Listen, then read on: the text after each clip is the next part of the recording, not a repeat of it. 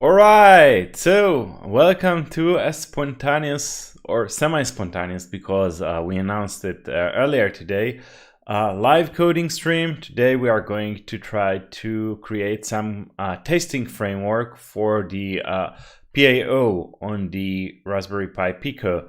And this is far from being trivial, since there is like no GDB interface, or there is like a very limited debugging interface for the PIO, but we are going to see what we can do with what we have. Let me share my screen. I can see Nekati is here. So hey Nekati, good to see you.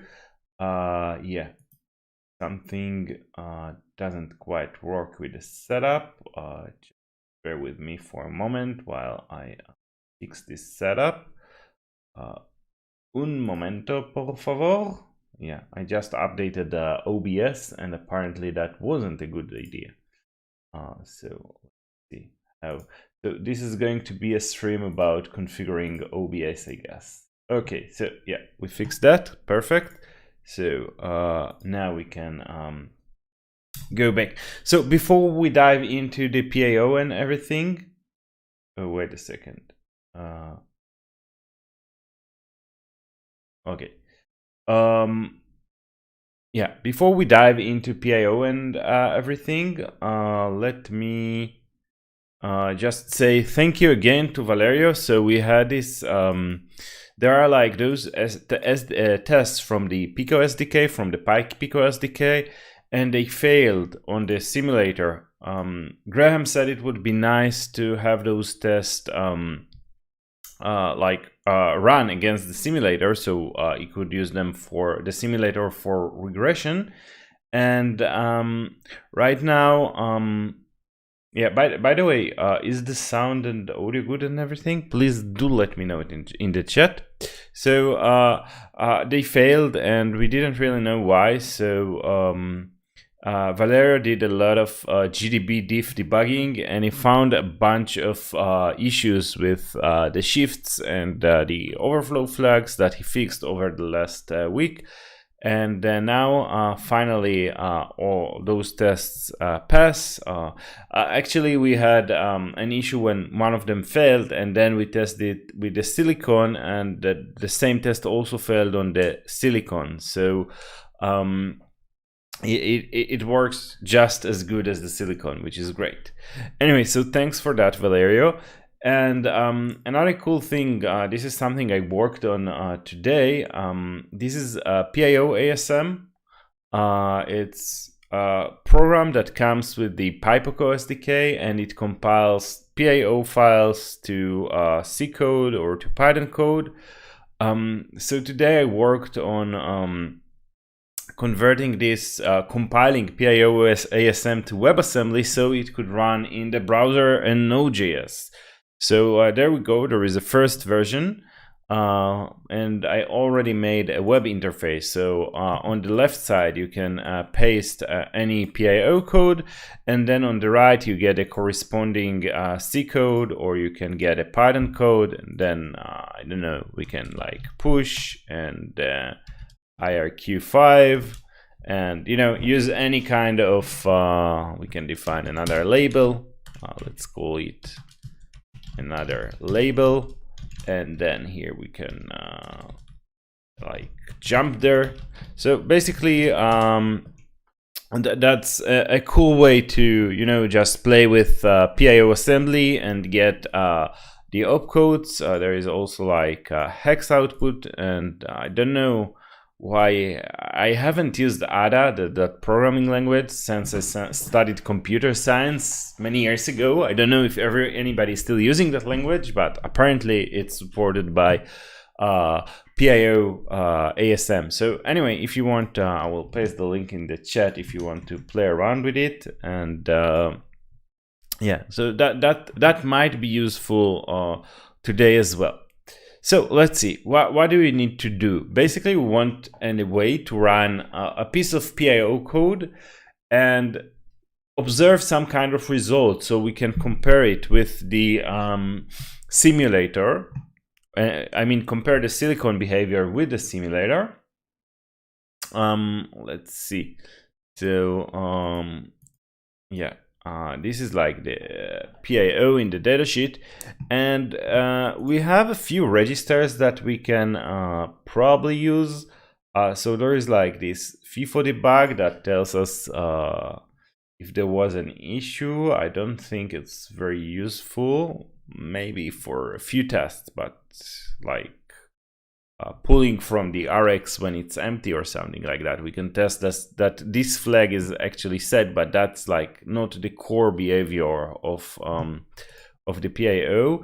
And then there is FIFO levels, FIFO status. I don't think they are very useful.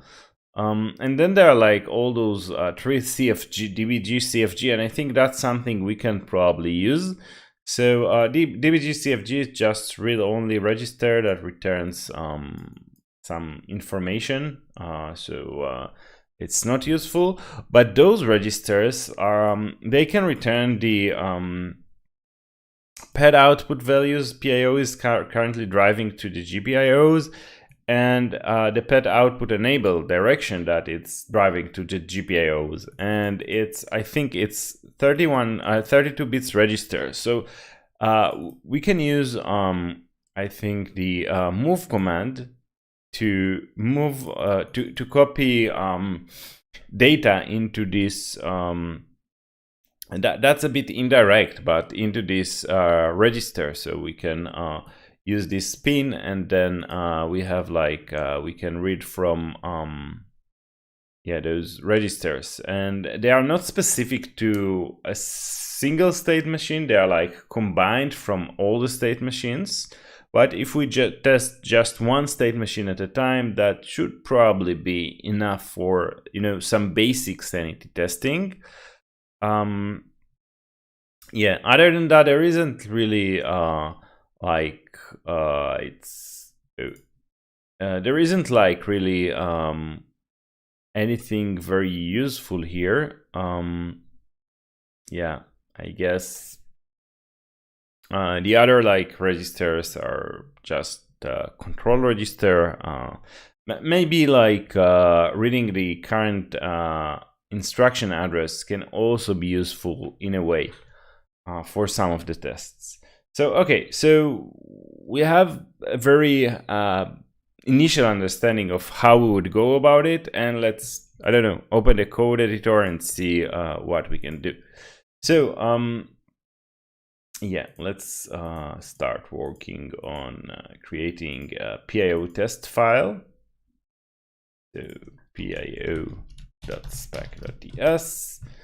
describe PIO, and then we can probably add it.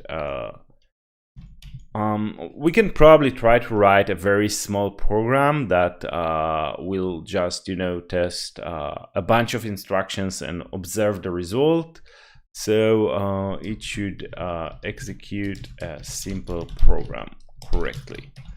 And I say a simple program, but it's not trivial to get this to run as we would like. I think Valerio created a small assembler for the PIO, so that can be useful to create this small program. And I think we will go with something like loading a value into one of these registers with the set command. So we can, I think that the first very simple test would just be to load some value into pins. So like something like set pins, let's say that's uppercase, that's how they write it, to 15 or 12, I don't know, and then check the debug register and verify that pins is indeed, or that the output from the pins matches the pins value. So that's like testing a single instruction, maybe single set instruction correctly. And in case of a single instruction, we can probably even just feed it to the right register without even loading this program into the state machine. So it should be super basic. And I think the first thing we want to do here is just to set up a test driver. So like we have in the other test, like in the instruction test. So eventually we would want to be able to connect this test driver. So the test, to be able to tell the test framework to either use the silicone or to use the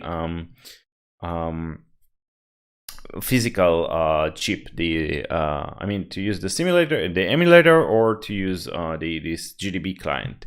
So in order not to keep copying this this code over and over, let's just create another test utils directory, because we don't actually need to ship this with the package, and maybe it's a good idea to also move GDB client there. So test utils, and then we can create here test driver.ts, and we can create export function create test driver, and this will basically be used by the other tests. And yeah, I guess it should be async, and it should, instead of yeah, it should just return the CPU instead of assigning it. Then just return.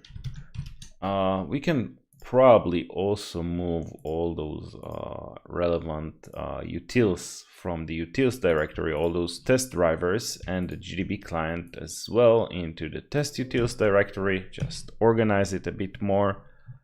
I mean, nobody else should use them other than gdbdiff, which is in another directory, and that should be from src.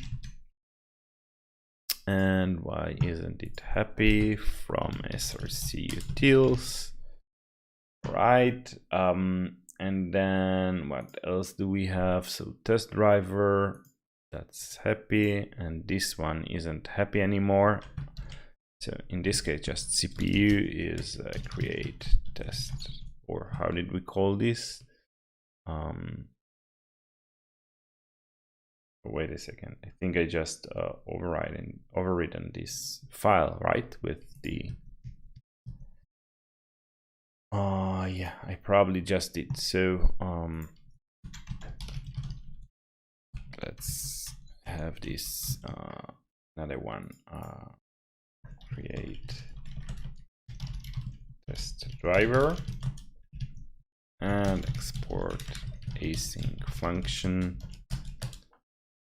and then we can do this again and return. This is const and return CPU, and finally import all those. There is actually a way to import, to add all the missing imports. Yeah, new. Okay, and this returns test driver. Yeah, it's a promise because it's an async function, right? And then we can do just CPU equals await create test driver, and I think we had another test which had this piece of code, so we can probably this isn't happy. Let's restart the test runner just to see that tests are still running after those changes. And process.env. Yeah. So yeah. Oh yeah. We also have this in SAO. So CPU equals, or we can just copy the whole thing.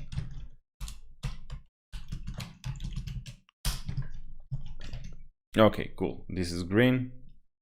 Almost. It's not happy because, yeah, we removed that file. We don't need it anymore. Or we do need it for the type, but now, yeah. And then,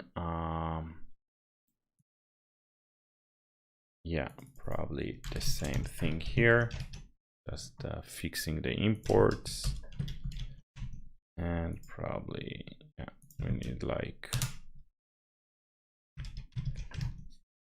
okay, cool. So a bit of refactoring. I think we can just commit this as a different. Do we need this in sources? I think not. See if it works without this.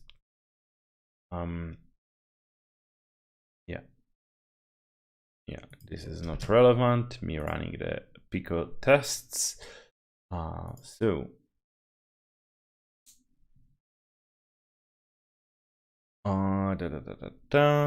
then all of those, and we still don't want to commit the PIO, just commit the changes that we had. So for test, or yeah, I guess it's refactor, move common, move test driver code to test utils directory, and also the duplicate test driver initialization code. Cool. So first commit, first improvement for the code structure. And while it's committing, let's go back here. So here we can just now use that new new test driver that we created. New create test driver function that we created, so it will be available for the test. And now what we basically want to do is just execute an instruction, and I will be honest, I'm not even sure how we do this. Like there is at least this register where we can write to execute a single instruction, but I think we should also set some configuration for the machine first. So let's try, first of all, yeah, we have like this register. I think we can probably copy it from the PIO file for SM0. And then we can probably do await CPU write uint32 and SM0 in stir. And we want to do PIO Set. That's the assembler that Valero created. And we want to set dest, data, and delay. So destination would be pins. I guess there is PIO dest pins. And then the data would be we said we wanted to write 12. And now just to make sure that this actually does what it should do, let's print this as hexa. And oh, this should be async. Yeah, E00C, and let's see how it works when we do this instruction in the online PIO compiler, just to quick sanity test for the assembler. So let's have this set pins 12, and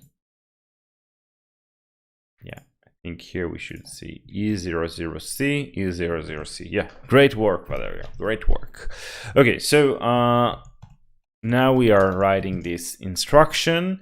And eventually, if that's working, we should probably have, after one SIO clock cycle, which is also an interesting thing to know how long it takes for, like, how does it work within the debugger. But after one SIO clock cycle, we should probably be able to read this value from this debug register. So that was debug pad out. So yeah, so eventually we want await CPU redo in 32 with debug pad out to equal or to be. Expect this to be 12, and it's actually not exactly going to be 12. It depends on where. So for the set instruction, there is like this set pins that tells which pins it will operate on, and it's going to shift the output or shift the result by that value. There is like pin mapping, yeah. So there is like yeah, we can change inside the pin CTRL. So there is like configuration for set. So let's check that out.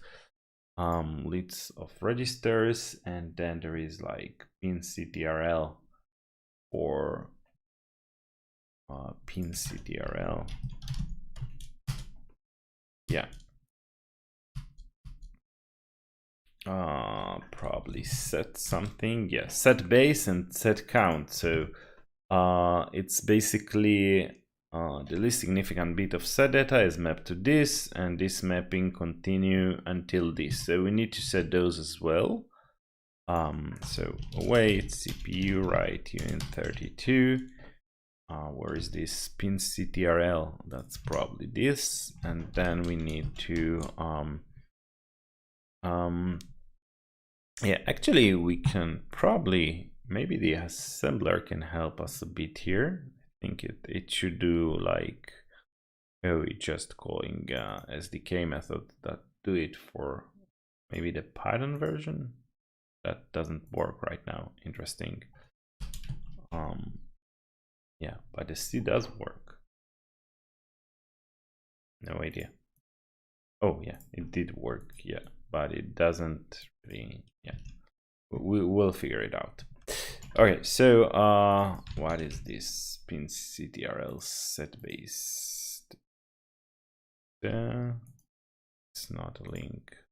Maybe if we go to the register description, we'll find it there. Yeah. So SetBase is like shifted by 10, and basically if it's 0, then we will just get the value as is. So let's keep it 0 actually, but we need to configure set count, which is by default 5, which is good for us. But anyway, 5 shifted by set count shift, and let's set const. This shift is 26 bits. Okay, so I'm not sure if we should also enable the state machine or something like that, but if we are really lucky, this code should actually work. Of course, running against the GDB. Let's try that. So that's the GDB server, and then npm test, and we only want to run the PIO tests. Let's open the terminal to see if it's actually connecting to the GDB on the Pi Pico. Yeah, you can see there is a connection, and obviously this test has failed. This is what we expected, but this is what we received. Probably we didn't do something correctly. Let's run it one more time to see if it's I guess the reason is, yeah, it's not happy. I guess the reason is because we still haven't enabled that state machine, so it doesn't do doesn't run any output or something like that. Let's try to enable this state machine. So that's inside the registers. Where are the registers? I mean, I think that was there was a register that controls all the state machine, if I'm not mistaken. Maybe it's like for a state machine. Side en, side pin tier, jump in, out en, inlight, out sticky, status. No, doesn't seem like this is enabling the machine, so there might be another register, maybe control. Yeah, I think that was the one. So we should probably write 1 to this register to enable the first state machine. Oh, wait a second. And we should also add like the offset to the PIO, because we are just writing to and reading from bootrom addresses. Wonder how it's even successful. Yeah, let's those two. So the first thing we want to do is just to add this index to all the registers. So yeah, probably like that. That should do the trick. And then the next thing we want to do is just add this ctrl 0 ctrl equals this with zeros at the end. And we probably don't need those because we also already have those comments in the PIO, just the test code. Okay, and now we can await CPU write uint32 and 1 enable state machine 0. Cool. Let's see how this works, if this works better. Oh, this passed. Cool. So I would say that was too easy. Let's try to see what happens if I change it to 13, just to make sure it didn't randomly pass. Yeah, that seems pretty good. Let's also try to make it fail and see that it failed. Yeah, okay, cool. That's pretty good. This means that yeah, maybe we can so yeah, this means that we have the very basic framework to start testing stuff on these state machines, which is pretty good. We should probably keep running those from the command line, because I'm not sure Wallaby, the plugin I'm using to continuously run the tests, I think it will run them in parallel, and that would mess up with the OpenOCD connection. So until we get them, until we actually implement this in the simulator, we can only run it against the silicone. But that means for the next session on Tuesday, we'll have a set of tests that we'll need to, we'll know they are good, and we'll need to get from red to green. Okay, so cool. So we have a single set instruction, and now let's try something more complicated.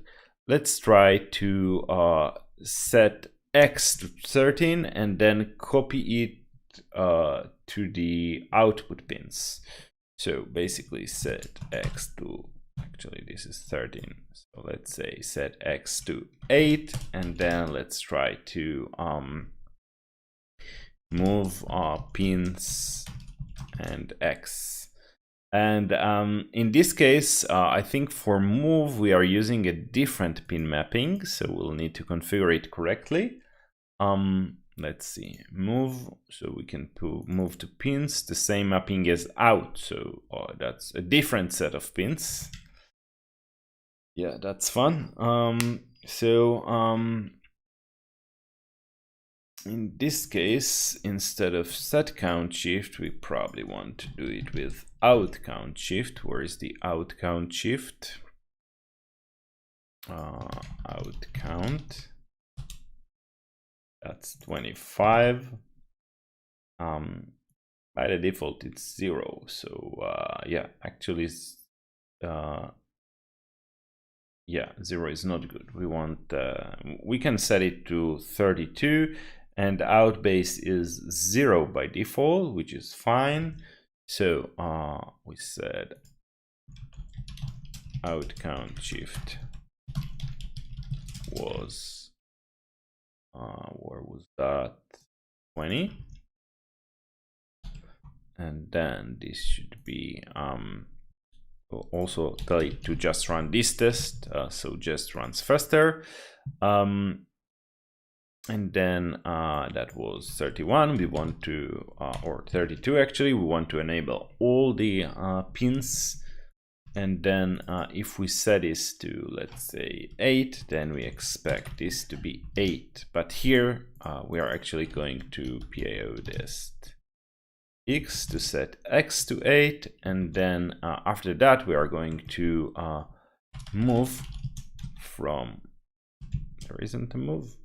Oh, we need to import it from, it's probably taking dest, op, and src. So dest would be pins, and op would be just none, like copy it, and then src would be PIO dest x, no, PIO src x. So it's, yeah. Let's just double check that the assembler does what it should do. So set X to 8, and then we have move pins say X. So that should be E28 and A001. Let's make sure it actually does this.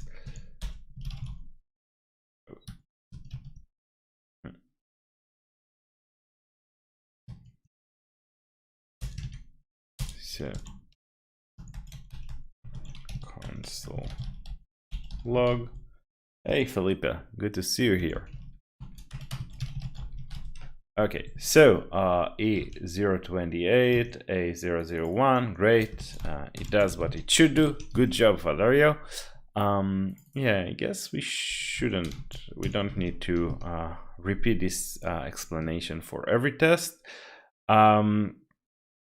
Cool. So now, yeah, if everything works correctly, I don't know if it will actually be able to execute those instructions in time. I hope. Let's try that. It will pass. Yeah, okay, that seems good. Let's just double check that changing this to a different value fails. Just to sanity. Yeah, cool. Maybe we'll also PIO of bitref, and this should probably also fail because we'll have the bits reversed. So yeah, so okay, cool. So yeah, we can see it has like a different bit pattern, so that's cool. So yeah, so I think this is a pretty solid framework for testing the PIO instructions. It should be 8. Cool. So now we can come up with tests, with more complex tests, like well, I'm not sure like what, but we'll be creative. So yeah, set short set plus move program correctly. Should correctly invert or bitwise not in move instruction. So now we can start like checking more like this. Oh, this should actually be PIO up none. So this should be PIO up invert, which should probably, or what was the, yeah, invert. So this should just be not 8, right? If we invert it, let's see if that works. It only yeah, so we expect this to actually fails. Interesting. Why? Oh, yeah. We should probably convert it to unsigned. And let's also put a different value, more interesting one, like 14. No idea why 14 is more interesting. Actually 29, because it's a prime number. No, I'm not sure why it failed. Yeah. Okay, so yeah, we can see that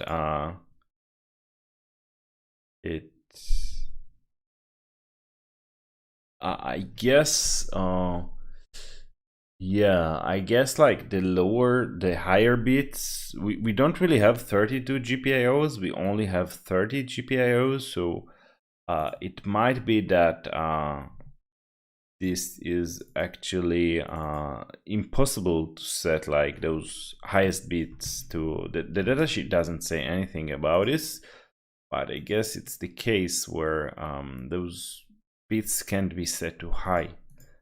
That's what I think happens.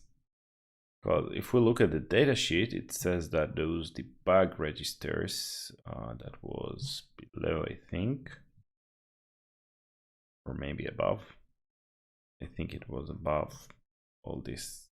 Yeah, so debug pad out, it says 31 to 0, so it should be all the 32 bits, but I guess it doesn't work this way. Let's try, you know, just taking bitwise and with 3FFFFFF, so just the lower 30 bits. And I guess that would work. Yeah, now it passes. So let's define a constant and const pin mask, just to get, or valid pin mask, just to get a list of the valid pins instead of valid pins mask. So yeah, so those 2 bits, the highest bits can never be set to, and then we don't even need to convert it to unsigned. Where was that? Because the high bit can never be set. Let's just test the test, and it should probably work now. Yeah, all right, so passed, cool.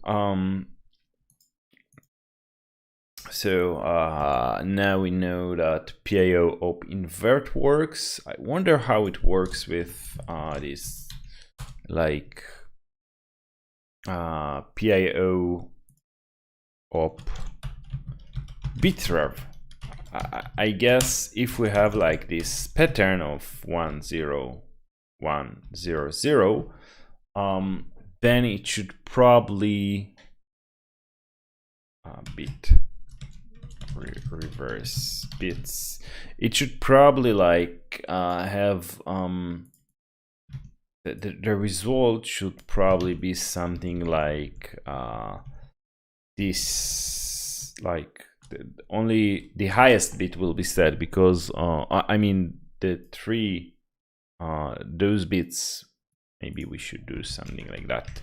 So I think those bits will only go into the results, because these 2 bits will go into bit 31 and 30 and the MSB, and that's not valid. So I guess it will be 18000000, or maybe we can just you know, do this valid pin mask. So basically saying 0 0, oh, it's, yeah, it's zeros anyway, so it shouldn't really matter.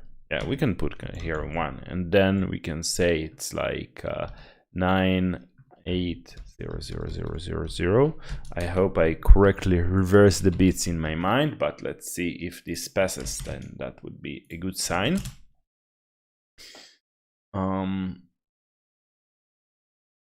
Yeah, it passed. Okay, cool. So I probably did this correctly in my brain, and yeah, there is like the valid pin mask that applies here. But yeah, we already got a bunch of tests for the move instruction, which is quite cool. I mean, we can probably have a bit more complex program that will do a bunch of manipulations just to test that all the logic works. So, by the way, if you have any ideas for good tests, then let me know. Then we can probably write them.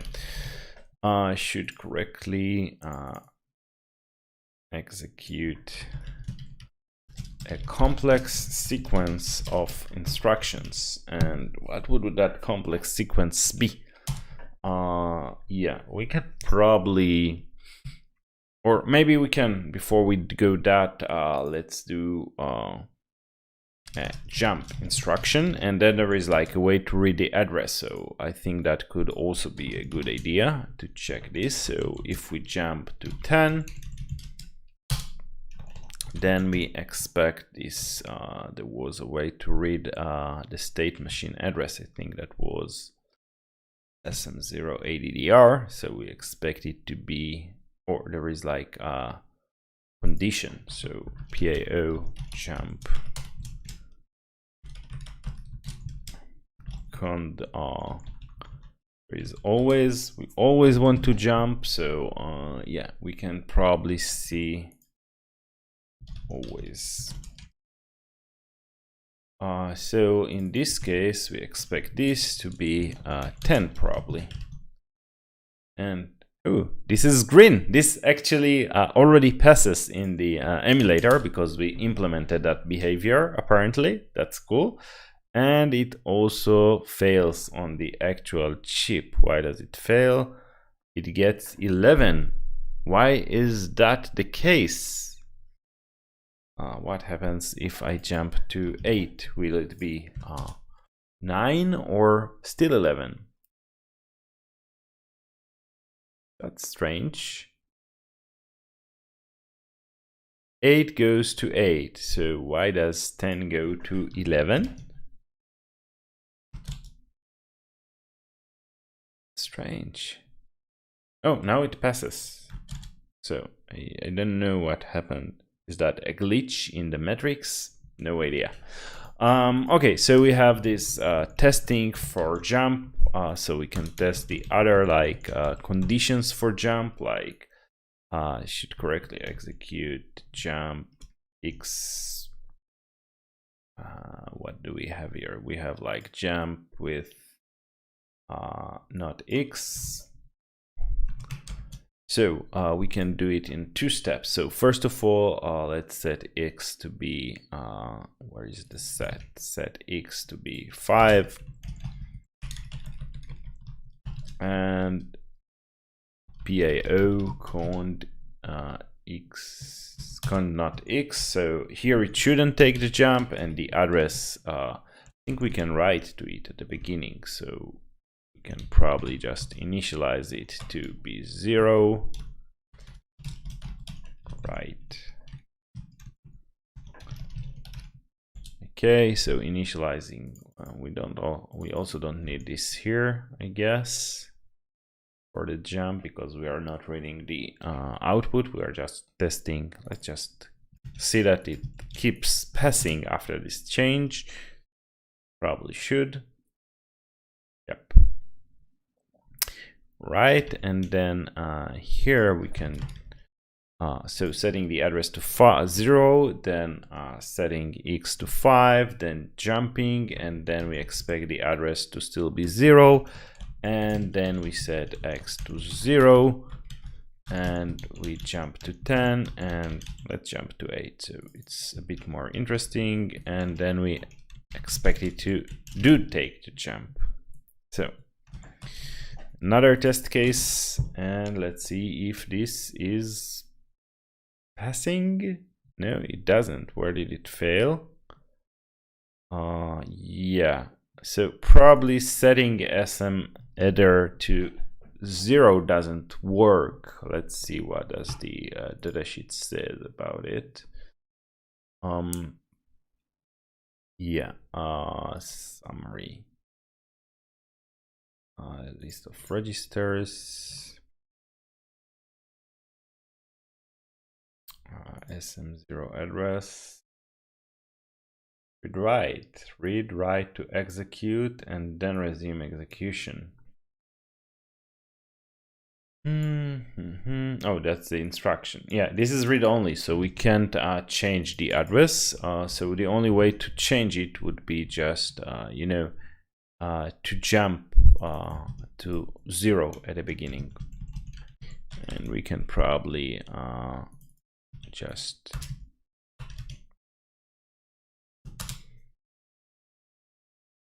this test actually also tests this, but I don't see any other way to test it. So we have not x, and then we can do this x minus jump. So jump x minus minus. So in this case, we are setting the address to 0, and then we are setting x to 5. So if we are doing this cond x not xdeck, actually it's not xdeck, or I think it's yeah, it's xdeck. It's not jump if x is not 0, so that's a bug. It should be xdeck and not xdeck. Okay, so xdeck. So in this case we expect it. Didn't I just fix this? Oh, I need to import it then. Yeah, VS Code hasn't updated with the imports yet. Okay, and yeah, and now where were we? X minus minus. So in this case, let's add only here. So we expect it to jump, so the address should be, let's change it to 12. And also we expect x to have been decremented, and the only way to read x is, or the only way I know to read x now, is to use that, well, we already set this up, and here we don't need it, to just copy x to, yeah, to copy x to pin. So we can take a look at the value of x, and then we expect this reading from those pins to be just the value of x minus 1, so 4. We probably don't need this. All right, so let's see. We are enabling the state machine, setting up the out count, then we are instruction always setting the address to 0, and then making sure it's been set, then setting x to 5, then jumping to 12 and decrementing x, and we expect x to decrement. Let's see if that worked. I hope it does. Okay, it does. Perfect. So yeah, it's turning out to be easier than I thought. It's still, there is like a lot of complexity here, but at least like it works. Cool. Now let's also add now set x to 0.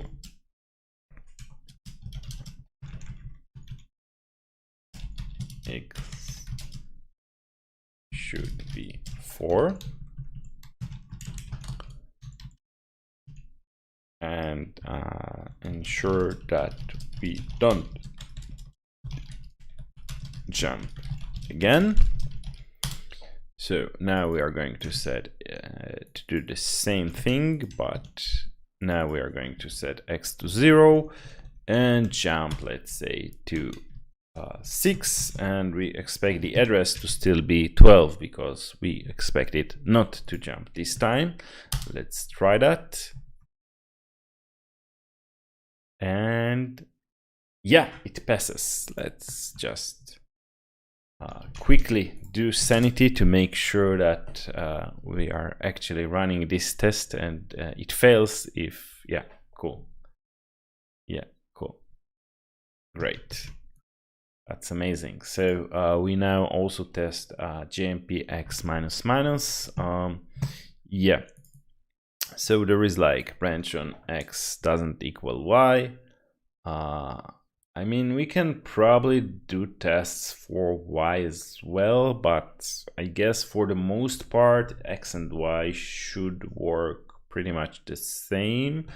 Yeah, maybe we'll just repeat this test with X minus just once to test with Y minus. I think that should be pretty good.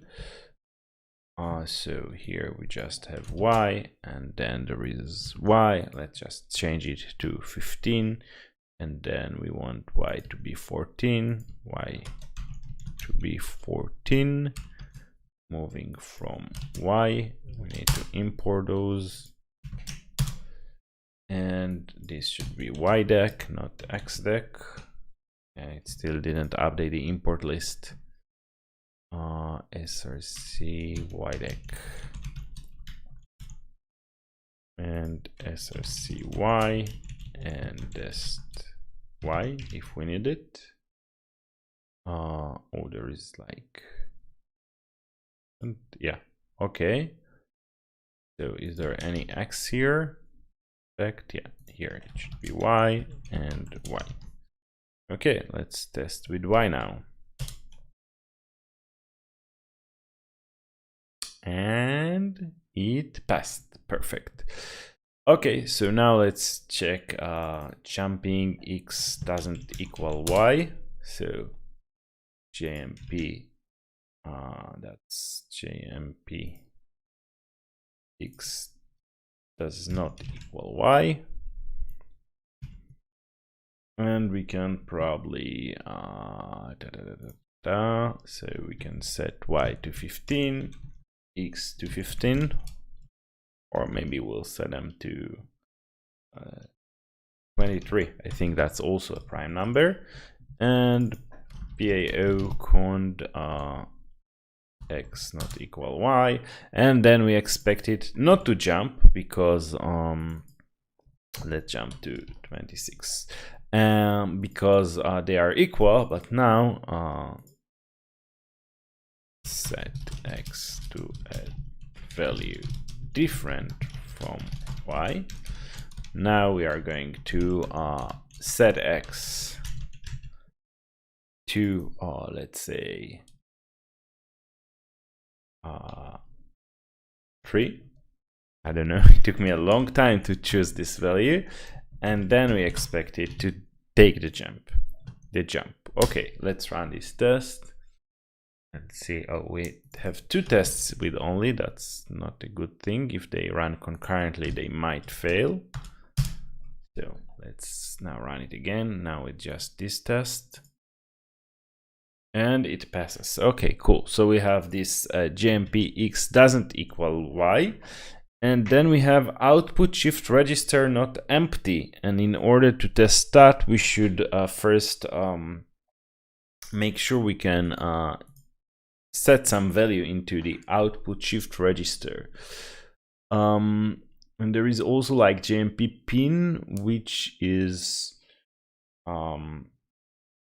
jumping on a GPIO pin. So there is a bunch of setup we can probably do it by doing it. So for the OSRE, I guess we first need to pull in order to fill this OSR, but I think we can also do it with move, right?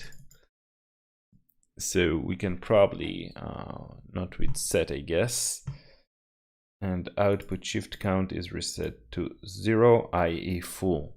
So jump is if it's not empty. So it should take the jump if we no matter actually what value we move there. So let's try that. Let's try to move a value into OSRE and see if it takes the jump. So that's jump OSRE, and yeah. So the first thing we need to do, we want to move some value, it doesn't really matter, into the OSR register, PIO Test, move test OSR, and we want to move PIO move, it doesn't really matter which type, so op none, and PIO SRC null. It doesn't really matter, we just want to fill it. And then the next thing we need to do, oh wait a second, don't want that, and we do want to initialize this address. Okay, so we are moving the following commands: fill the output shift register. Okay, and then the next thing we want to do is just jump with PIO cond OSR, not empty OSR. We want to jump to, I don't know, number we haven't used yet, 11, and then we expect it to take the jump. And if that works, then we can try to empty the OSR and then see that it doesn't jump again. But let's see that this works. Yeah, it passes, great. And now we want a way to clear the OSR. So let's see what happens if the source is OSR. Does it say anything? Does it just copy the value without emptying it? I think in or out empty the OSR, so maybe in. Input shift register, so probably out. Shift bits out and write to speed to destination. Additionally, increase the output shift count by bit count, saturating 32. So I think an out command should empty the OSR. So let's try it. Now empty the OSR.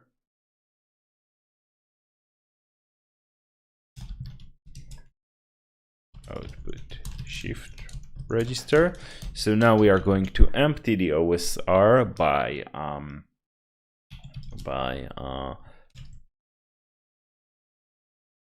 shifting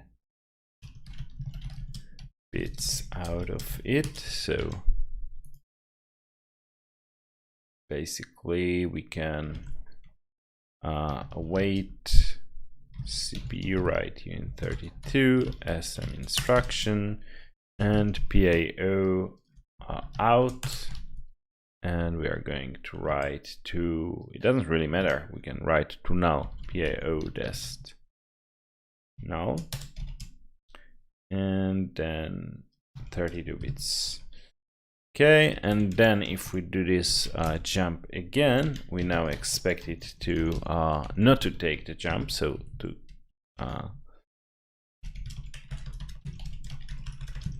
and observe that the jump isn't taken. Okay, let's see if this works. And it passes, cool. So yeah, so that's nice. So we tested most of JMP, and I think we tested some of move.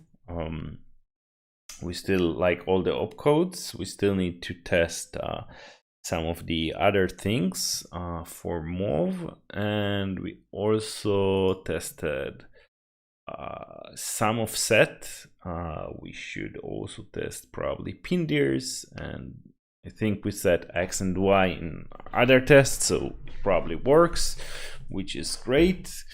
And I think we are probably halfway through testing the instruction set. Some of them are a bit more complex, so let's see. We also have this branch on input pin, and yeah, setting the I mean, there is probably a way we can control the input pin. If it's not connected, then we can enable the pull up or the pull down. But let's leave that for later. Probably to do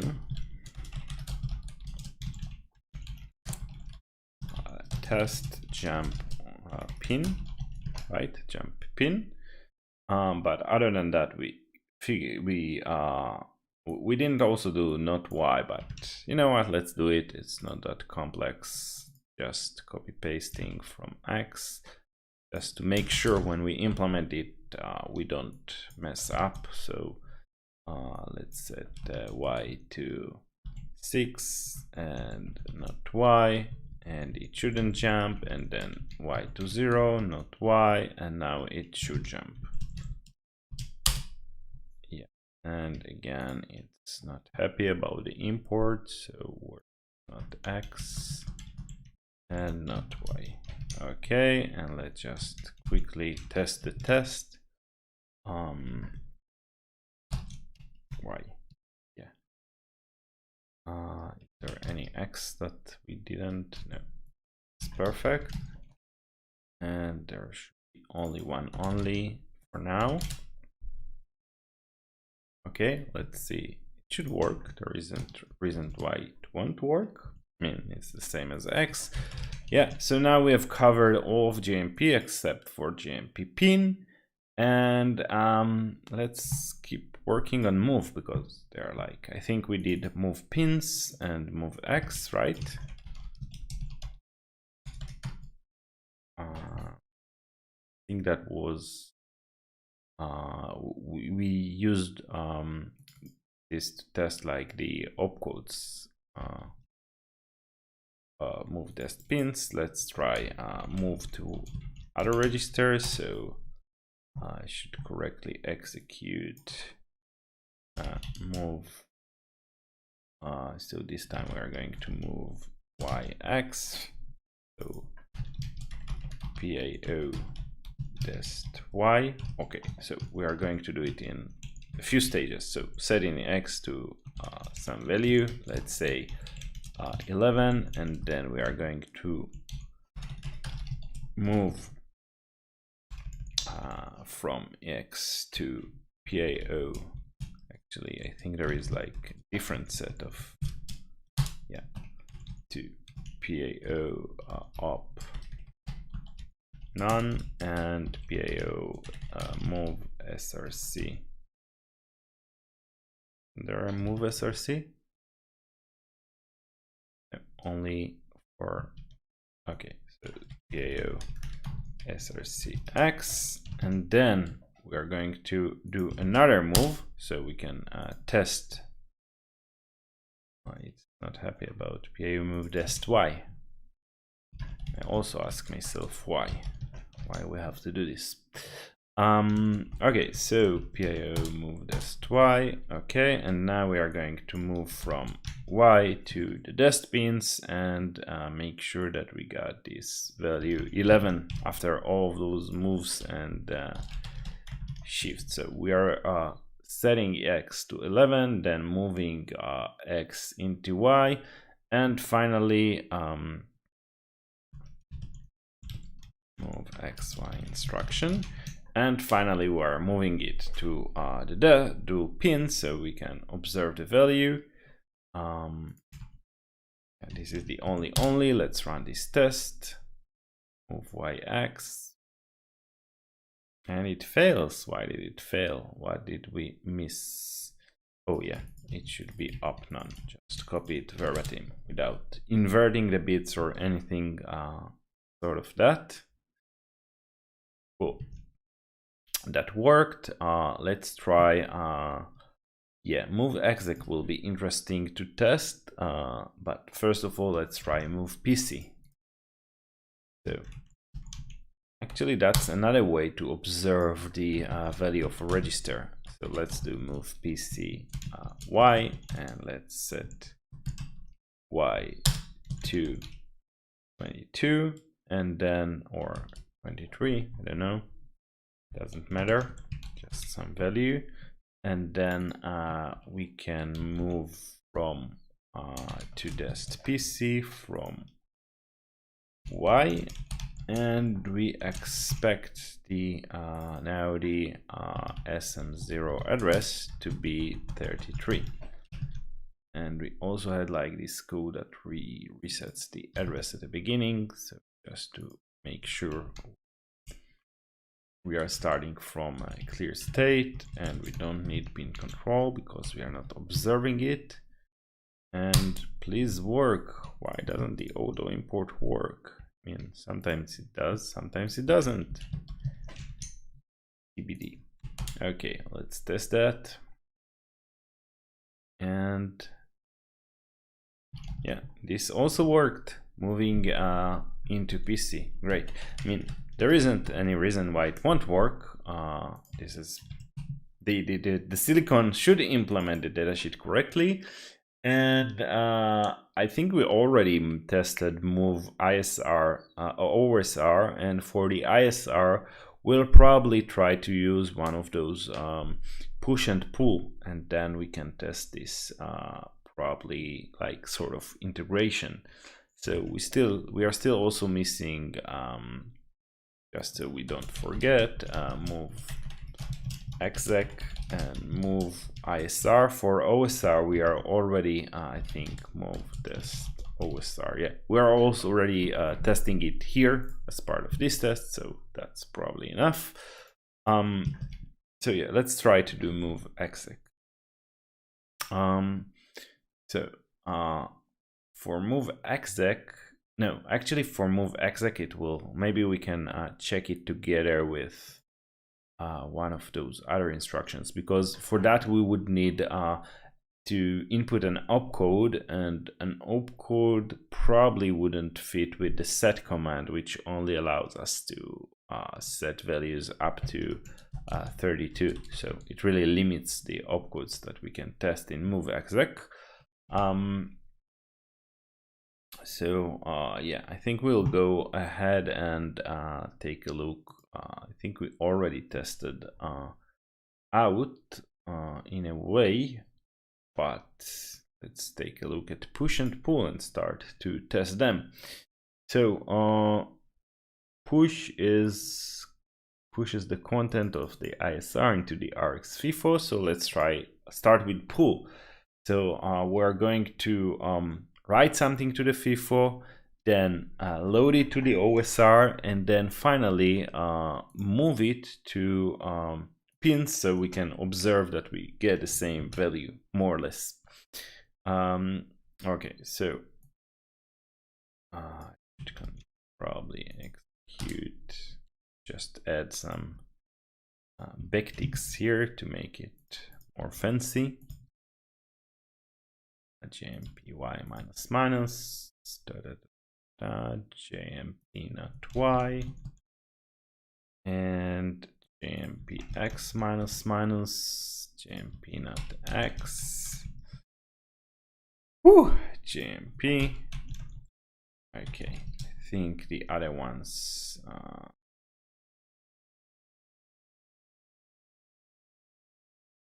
yeah, okay, the other ones are probably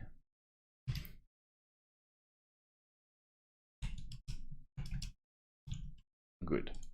Okay, so do we still have onlys? No, we don't. So let's try to do this a program with pull instruction.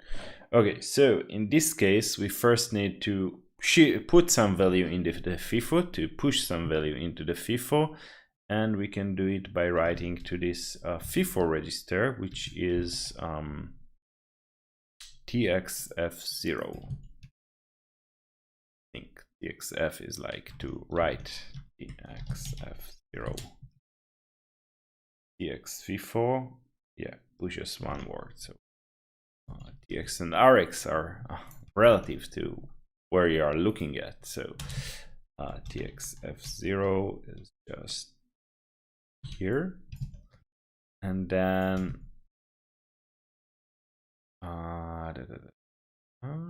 That's not SM0 CTRL, that's just CTRL. Okay, so now we have this TXF0 and we can push a value to it. So let's push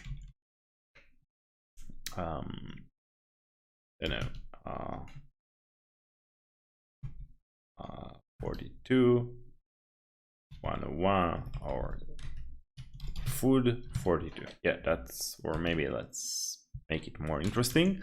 Okay, so we are pushing this value, and then the next thing we are going to do is we are going to use this pull instruction. So let's execute this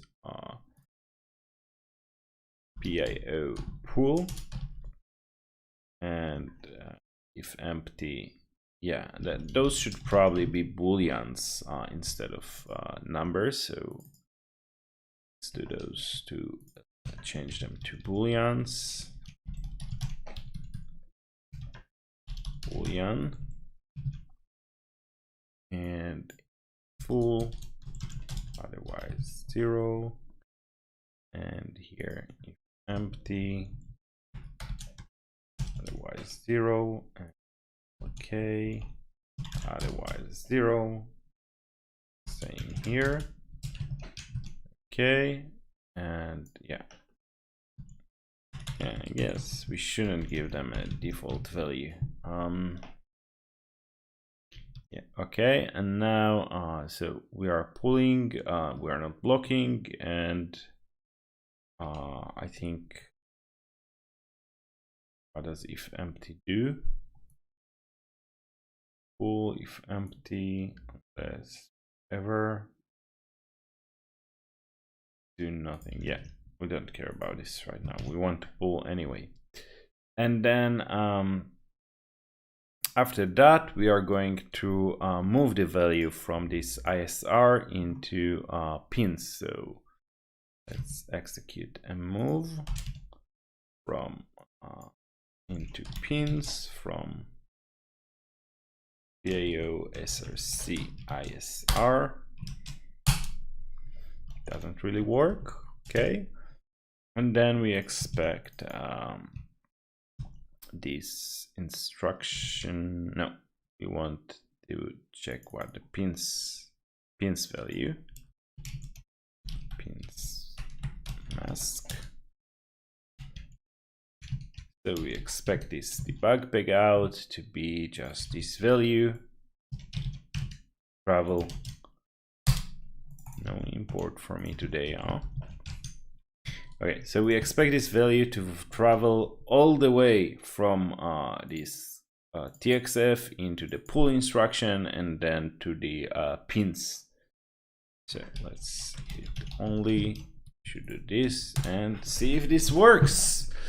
If we can correctly pull the value from, no, it didn't work.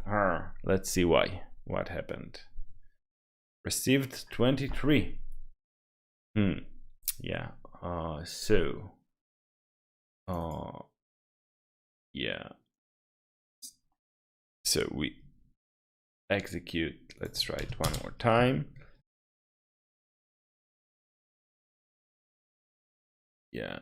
Again, 23. And yeah. So let's see. So we execute a pull, it should, oh, it's into the OSR, that's my bad. The SRC should be OSR, not ISR. Yeah. Okay, let's try that again and see if now it worked.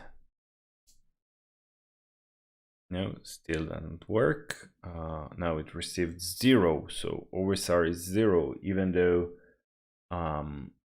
we have set some value in the FIFO.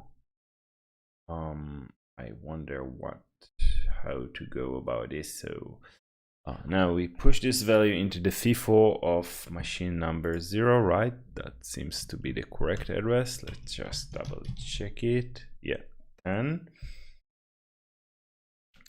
One word, attempting, okay.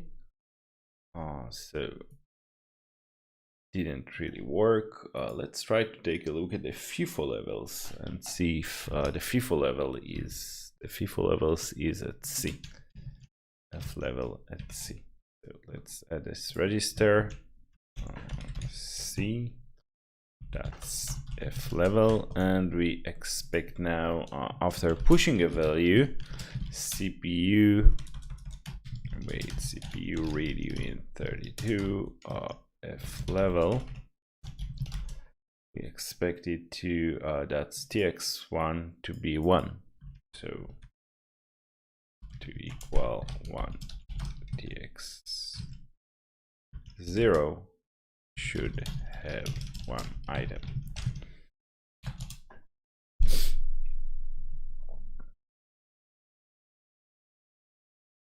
Yeah, actually I have an interesting idea. First of all, yeah, we can see that it's 1 here. That's a good and now yeah, after that tx0 should have 0 items. Let's assert on that as well. And yeah, interesting. So the value was pulled out of the queue because it didn't fail here.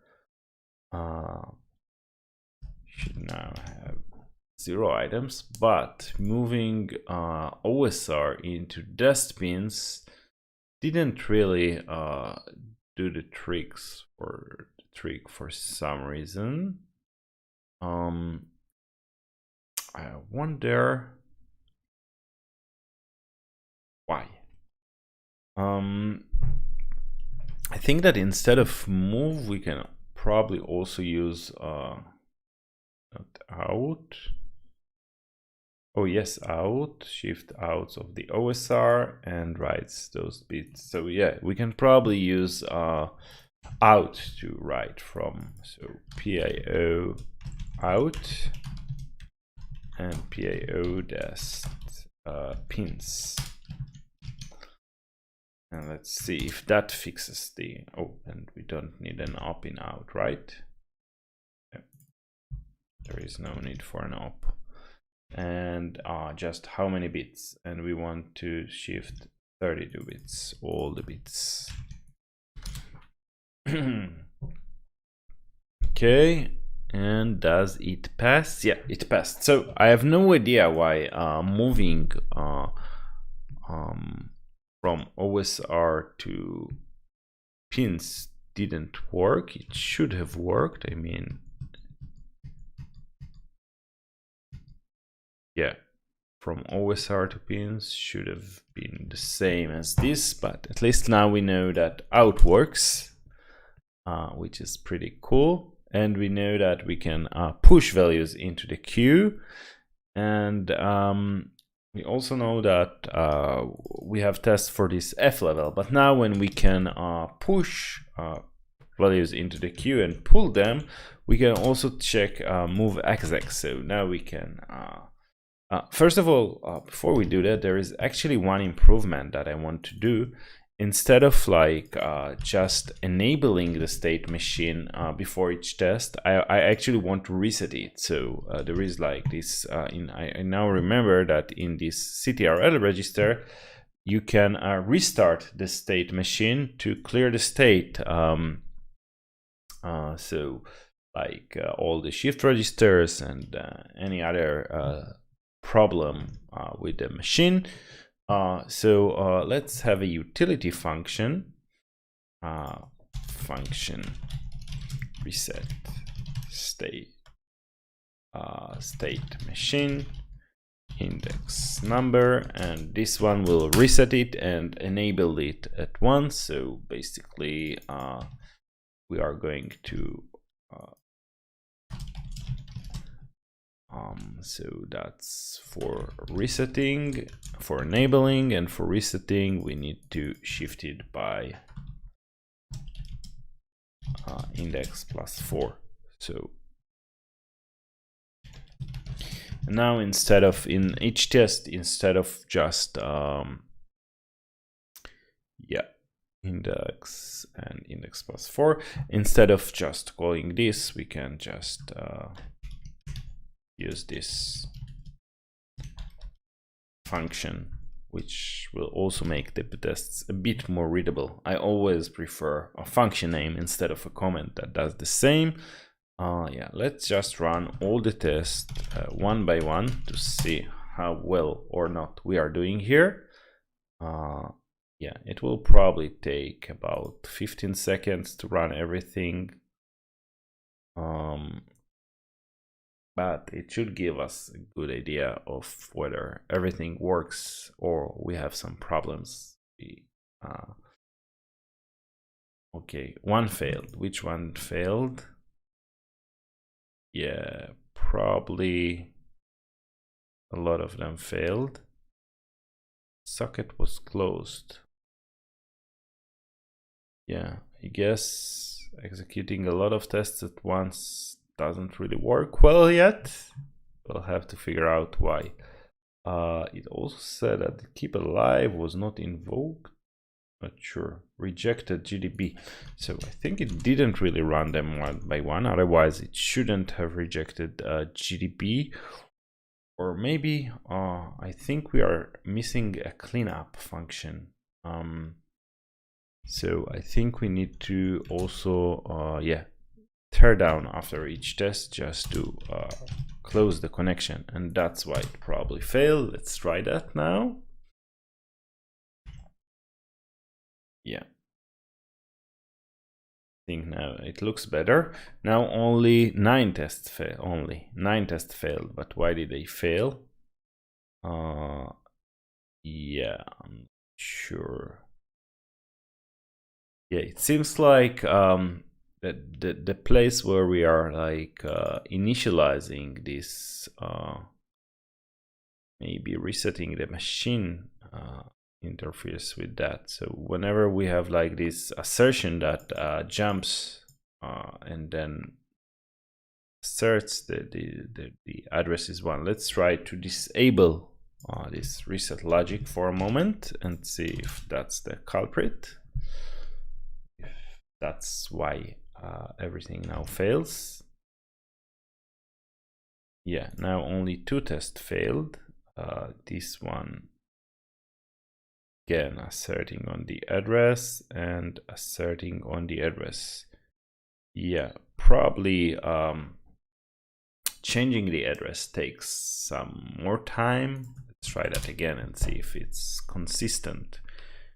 I mean, we can probably remove, if we reset the machine, then we can probably remove the yeah, now only 1 test fails, or it seems, yeah, now only this one fails. Yeah, it seems like it has like an issue, some timing issue, I guess, or I don't know. I mean, it passes for the most part, but then if we add this reset logic, then it does go crazy. Even though it makes a lot of sense to reset the state machine after each test. So what I think we can probably do is maybe, yeah, now 10 failed. Maybe we can first reset it and then enable it, and maybe that would fix things. Reset, enable. Maybe you should also disable it before resetting. We'll try that as well if this doesn't work. And the nice thing about it, it means that we can also remove all those yeah, it didn't work. Again, like setting the initial address to 0 doesn't work. It starts at 1 for some reason.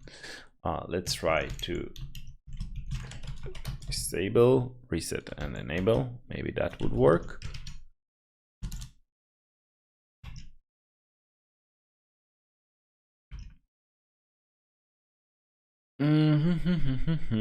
Yeah, now it still fails, and I'm not sure if there is like any way to check if like the machine is already ready after we reset it. but yeah, we still have a bunch of problems if we try to reset the machine. Yeah, let's see if there is like any status register or something like that that we can use. Status sounds good. Oh, that's only for the FIFO. fdebug is again for the FIFO and for the FIFO. Let's take a look at how resetting works. Try to instantly. Instantly is instant now. And then,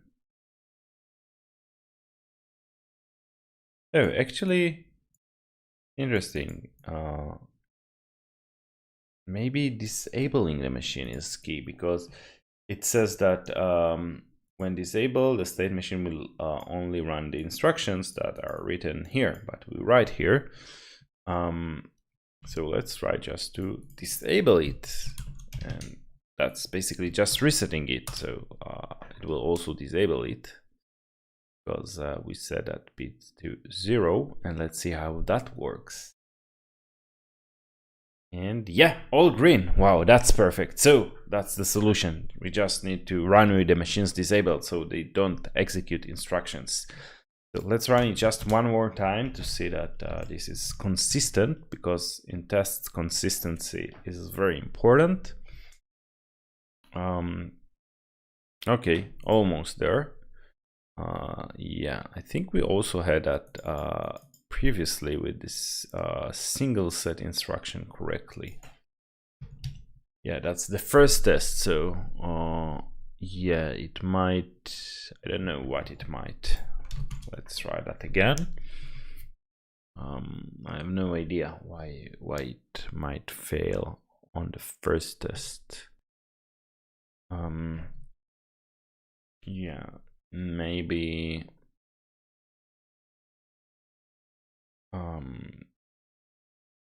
no idea. I mean, this should probably work, and it sometimes does. Anyway, I don't think we should spend more time on this one. We can, I mean, we have a bunch of other instructions that test set, so maybe if we just set it to 0 first, I don't know, just, you know, to sort of kick off the, I don't know, maybe it just doesn't execute the very first instruction after resetting the machine or something like that. So yeah, no, it fails as well. Let's see, let's try to run this one in isolation and see if there is anything.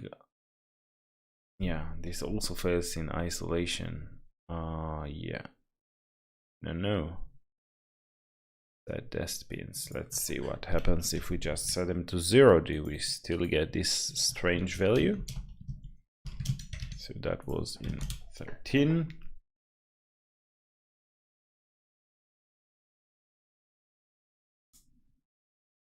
Now it's a different value. It seems like something else is overriding those pins for some reason. I guess we can't really write to peg it out to reset it, right? Maybe there is like another value from another state machine. Yeah, this is read only. Let's try resetting all the state machines. So that would be just resetting and disabling all. Yeah. So we don't really need the index, and let's call it reset state machines.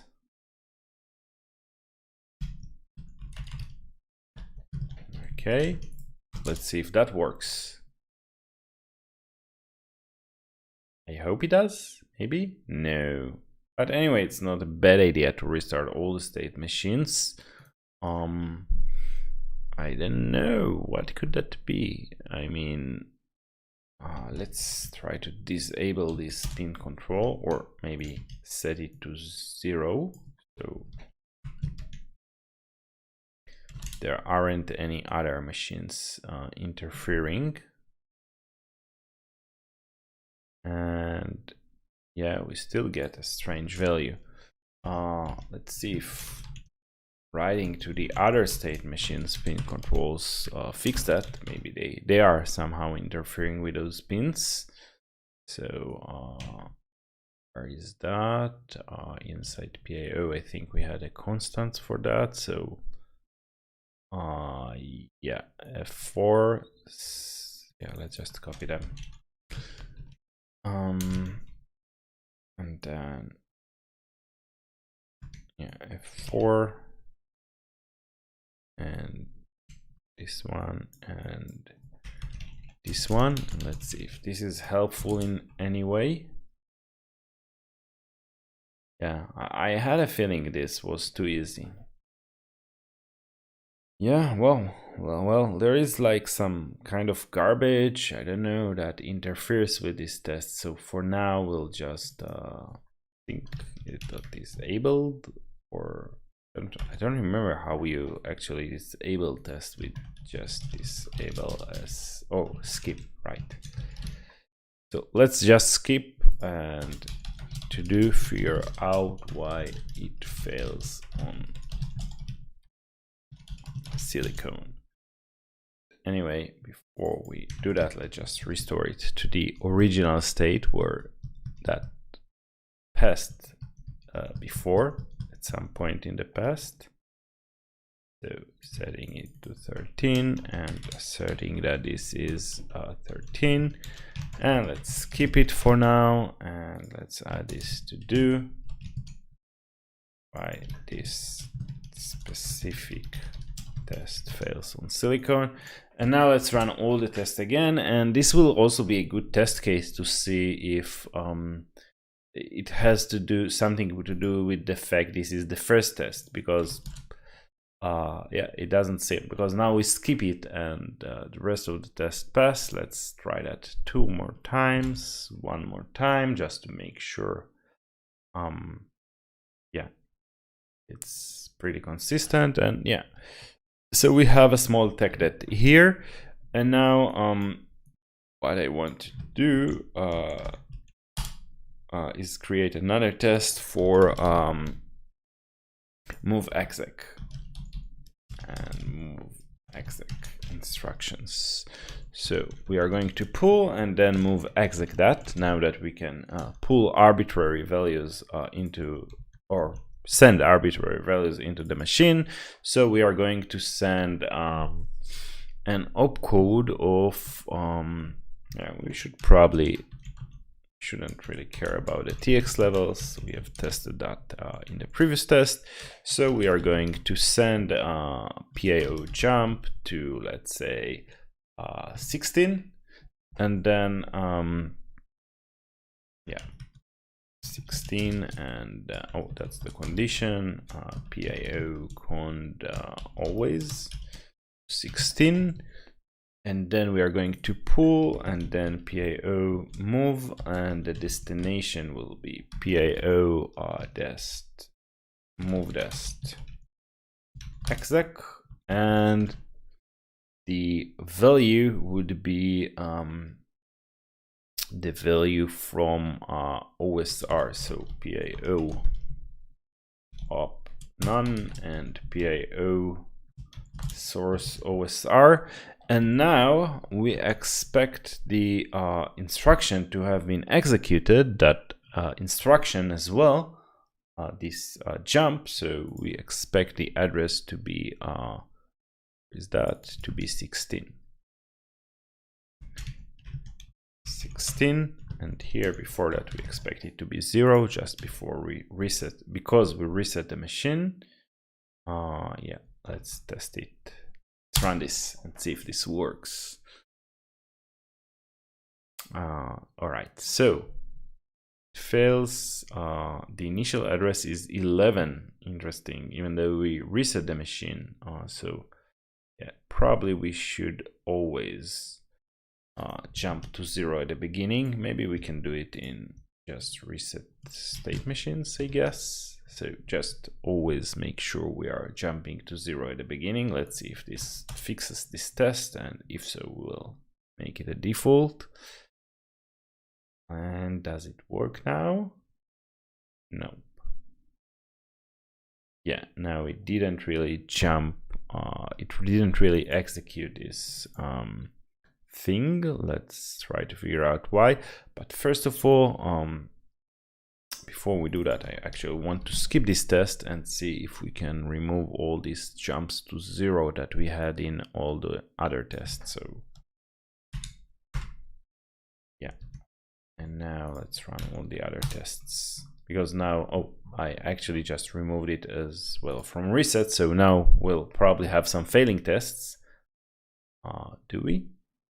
Yeah, now let's edit here, just jumping to 0. And does it work? Yeah, okay, cool. So now the tests don't have to worry about the address. It's always guaranteed to be 0. Cool. Maybe we'll add a comment, jump to address 0.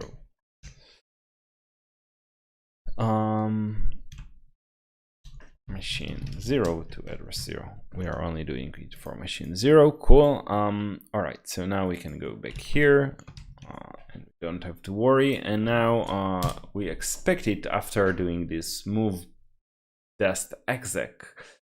Maybe it's not working because the machine isn't executing. Let's see how move exec works. Execute data as instruction. Move out exec. Oh, there is also out exec. Next cycle. Yeah, it's probably need to execute this. Yeah, we can also do it without exec actually. So let's do it without exec instead of move exec. That would be a simpler test. So PIO test, and we'll probably test both of them. So exec, and we are going to shift 32 bits into exec. Okay, and now this should probably also fail because the machine is not running. So I'm going to do another trick here. Let's see now. Oh, I didn't tell it to only execute this, so now it's running all the tests. Oh, it actually passed. Interesting. So for some reason seems like out exec does work, but move exec doesn't work. Wonder why. Is there any difference? So out exec included in the before, out execute in one, the instruction on the next, no restriction. Okay, I think we also haven't tested out PC, right? Let's also test that. So out PC instruction, so that should probably we can just push a value to the FIFO. Let's say I want to push the value 29, and then I'm going to pull, and then PIO test PC. So yeah, copy this value that I just pulled to PC, and then I can expect SM other to be 929. Yeah, we can remove this only. And let's see how this goes. Yeah, it passes. Great. So now we also have, yeah, we can probably to PC instruction.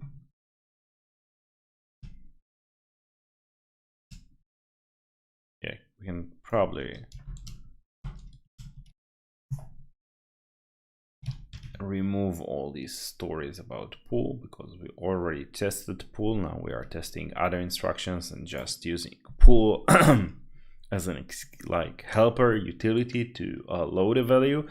Let's also check push. So let's test push. So for push, we are going to use a couple of things. So first of all, we expect the FIFO level to have 0 items. So RX0 should have 0 items. And then if we push, then we expect RX0 to have 1 item. Don't need to write to, we don't need this as well for this test. So yeah, so that's super. We don't have PIO push, we need to import it. And again, imports don't work correctly. Okay, and let's see. So it executes this program with push, and now it should have 1 item. So let's see where this is in the register. So F level RX0 is at bit 4. So RX0 shift will be 4.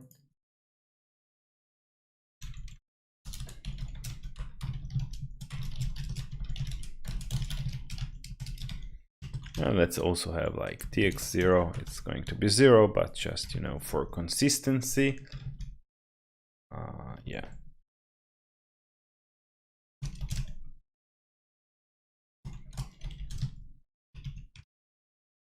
Okay, and then same here, RX0 shift.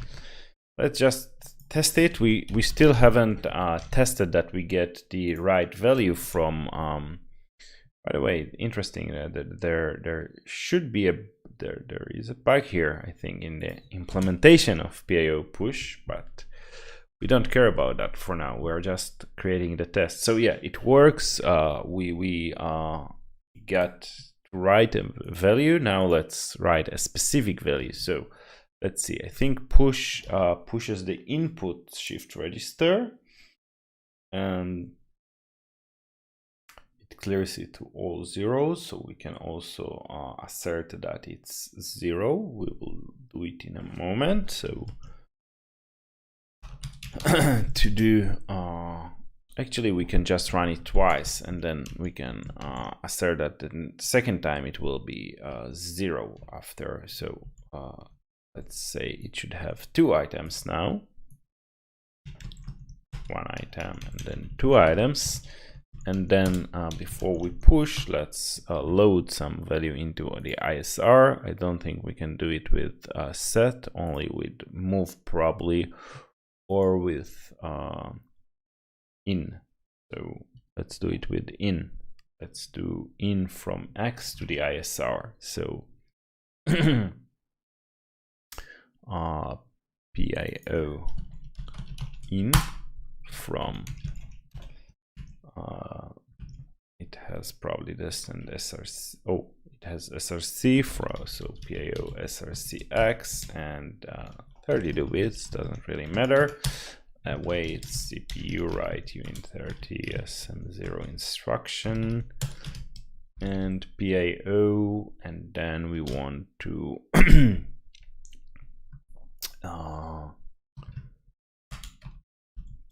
PIO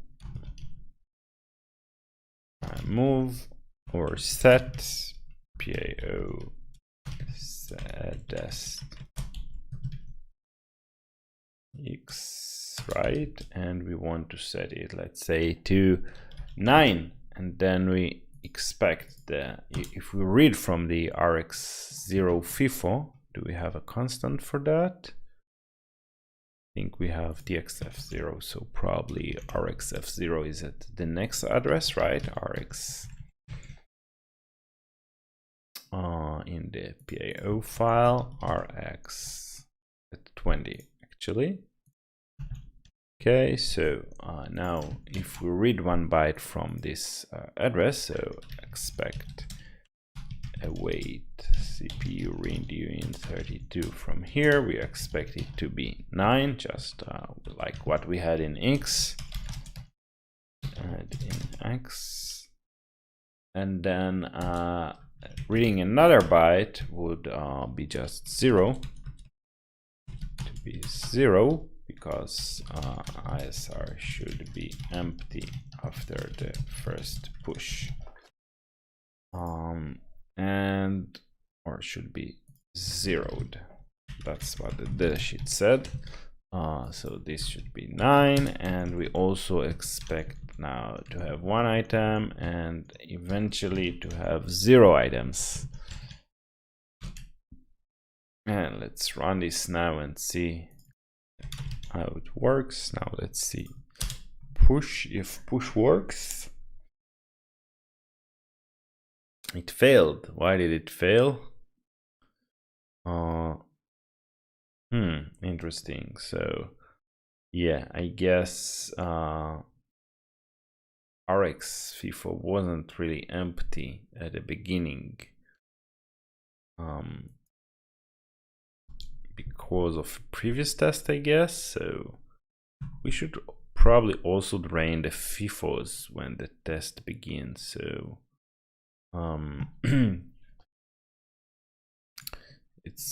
isn't there, like, I think resetting should remove stuff from reset the FIFOs. Let's see. Reset, that's in control. Input and output, the content. No, it doesn't say anything about the FIFO, but I think there is a way to input shift counters, input, delay, waiting. There must be a way to clean the FIFOs. TX empty. So yeah, we can probably read the status register to see if it's empty, but it would be better if we had a way to write pushes, read, IRQ. Yeah, I think, oh, there is like FIFO depth. No, it's read only. Must be a way to reset the FIFO. I think there is a way to join the FIFOs, and that might clear them. Fjoin, FIFOs are flushed when this bit is changed. So yeah, we can probably try that. Just writing 1 and then 0 to this bit. So let's see if that helps. Clear FIFOs. So we are going to write to this one, and it's fjoin RX and fjoin TX. I guess it's strange if you could, it's probably flashes both when you, so you need only to set one of them, and then let's cancel it. So fjoin RX is just 30.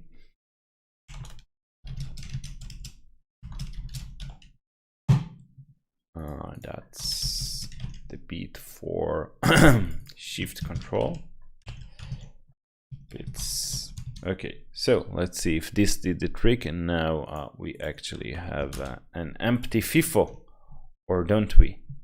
And if we do, the test may pass. Yeah, great. So now we can also, when we reset, we also know that we have cleared the FIFOs, which is pretty cool. And we know that push works, pull works, out works. I mean, we tested a bunch of instructions already, which is pretty cool. We are probably missing some stuff like set pin dears. Let's try to set pin dears as well. Actually, yeah, I think we can, yeah. Let's add it here, and we know set pins is also a to do, because for some reason that set pins instruction correctly. Yeah, maybe we should call this move pins instruction correctly. So just not short. Execute move pins. So that's move pins X, and that's not bitwise not X. And I think syntax for reversing bits is like, yeah, not for this, and double colon for bit reverse. So that's move pins.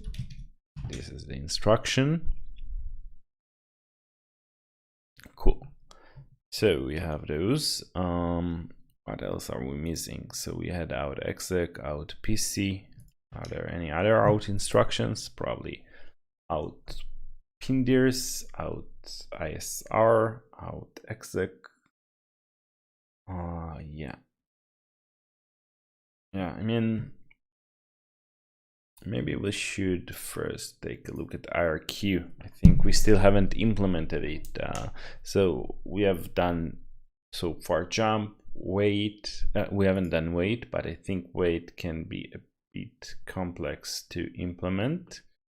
Maybe there is a flag that we can check to see if it's still waiting or not. Otherwise, we should probably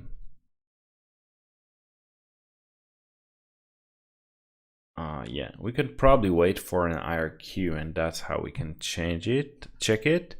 But let's first of all try to see if we can wait on our test IRQ, and then maybe we can use that to test wait. And then if we have that, then we have at least one test for each instruction. It's not complete coverage, but I think that's pretty good for a start. So should correctly with IRQ push and IRQ instruction. So let's have PIO IRQ, and that gets probably the IRQ number, right? Clear, wait, those are probably booleans, right? Should fix that. Clear, wait, yeah, those are booleans, so let's make them booleans. So clear, then 1, otherwise 0, wait, then 1, otherwise 0, and yeah, so IRQ, and we don't want to clear, we don't want to wait, and the index, so IRQ index from 0 to 7. Oh, interesting. There are like two ways to do it. So if the MSB is set, the state machine ID is added by way of modulo. So interesting calculation. And IRQs 0 to 3 are visible outside. So let's set IRQ number 2. And then we basically expect this IRQ 0 probably int R. Let's see the registers. Probably there is an int R register that gives us the row interrupt status. Int R, yeah, row interrupts, and then we have like this value for SM0. So int R is at this offset. So let's define the register. So const int R is at 5 to 128, and then we expect await CPU radio in 32 from here to equal, and then that's int R SM0. I guess. And that's, I guess, IRQ0. I hope. Oh, wait a second. Oh, interesting. So, oh, yeah, I get it now. There is like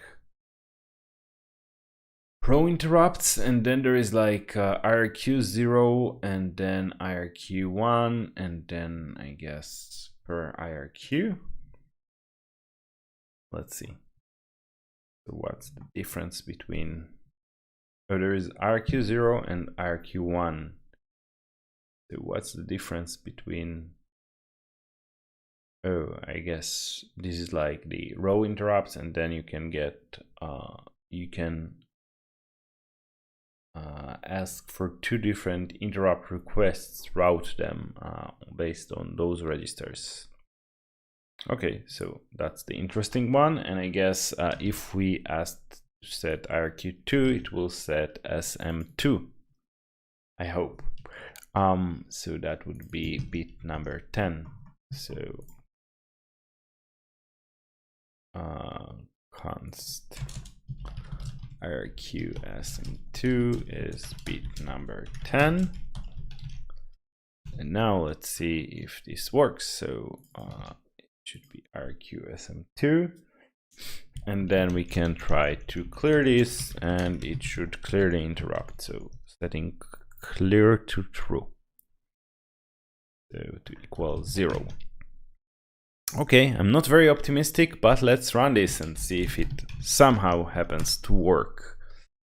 Setting the interrupt from within the machine and clearing it. Yeah, I wasn't optimistic for a reason. Oh, yeah, it seems like inter isn't clear.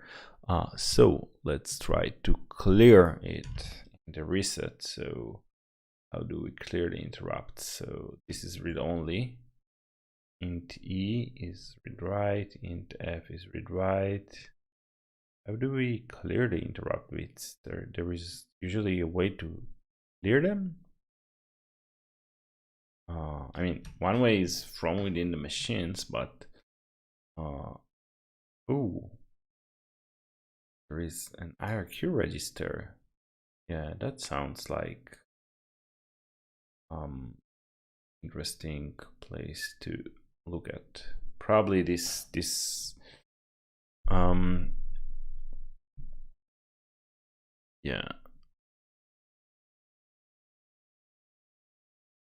yeah, I guess this is the register that we are interested in, not the one that affects the system interrupts. So and this is also write clear interrupt, so we can probably clear it. So let's take a look at this register instead.